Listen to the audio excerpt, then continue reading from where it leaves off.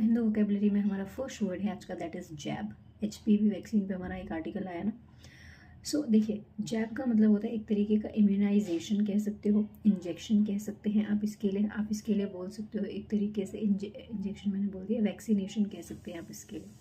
Okay, हमारा जो अगला वर्ड है आज का, दैट इज़ गैल्वेनाइज। देखिए, गैल्वेनाइज का एक मतलब जो साइंस के हिसाब से होता है वो सबको पता है, जो हमने बचपन में पढ़ा था कि लोहे को जंग से बचाने के लिए उस पर एक पेंट की कोट कर दी जाती है सो दैट उसको जंग ना लगे, दैट इज़ गैल्वेनाइज। ओके, लेकिन गैल्वेनाइज का एक मतलब दूसरे को, किसी को उकसाना भी होता है, पॉजिटिव नेगेटिव तरीके से कर रहे हो, डिपेंड अपॉन द कॉन्टेक्स्ट। सो हम इसके लिए क्या क्या कह सकते हैं, पोक कह सकते हो, प्रोवोक कह सकते हैं आप इसके लिए, नच कह सकते हो, इंसाइट कह सकते हो, इंस्टिगेट कह सकते हो, गॉट इनटू एक फ्रेजल वर्ब होती है बोल सकते हो, स्टीयर द पॉट कह सकते हो, सेट इन द मोशन कह सकते हो, अराउज कह सकते हो, अवेकन कह सकते हो, सामने वाले को एकदम जागृति कर दिया आपने, ठीक है। आप इसके लिए स्टिमुलेट कह सकते हो, एनकरेज कह सकते हो, मोटिवेट कह सकते हैं, ठीक है जी। एक्टिवेट कह सकते हो, चार्ज कह सकते हो। हमारा जो अगला वर्ड है आज का, that is A for allude. A for allude का मतलब होता है इनडायरेक्ट तरीके से किसी को पॉइंट आउट कर रहे हो, पॉइंट आउट कह सकते हो, हिंट कह सकते हो, इंसिनुएशन कह सकते हैं आप इसके लिए, सजेस्ट कह सकते हो, रेफर कह सकते हो, इन्फर कह सकते हैं, इम्प्लाई कह सकते हैं।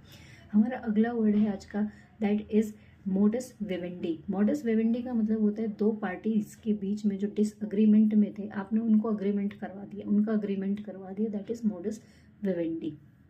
हमारा अगला वर्ड है आज का, दैट इज़ शन। शन का मतलब होता है बेसिकली आप किसी से बच रहे हैं, किसी को अवॉइड कर रहे हैं। सो एस्केप फ्रॉम कह सकते हो, रेफ्रेन फ्रॉम कह सकते हैं आप इसके लिए, एब्सटेन फ्रॉम कह सकते हो, बच रहे हो किसी से। फिर हम इसके लिए डॉच कह सकते हैं, हम इसके लिए एश्च्यू कह सकते हैं, अवॉइड कह सकते हैं, इग्नोर कह सकते हैं, ओवरलुक कह सकते हैं, गिव कोल्ड शोल्डर कह सकते हैं, सर्कमवेंट कह सकते हैं, डिटूअर एक वर्ड होता है बोल सकते हैं, बच रहे हैं आप, साइड स्टेप कह सकते हो, बाईपास कह सकते हैं आप इसके लिए, बोल सकते हो टर्न द डेफ ईयर कह सकते हो, आप बोल सकते हो टर्न द ब्लाइंड आई कह सकते हो। हमारा अगला वर्ड है आज का, दैट इज डिसइंचेंटेड।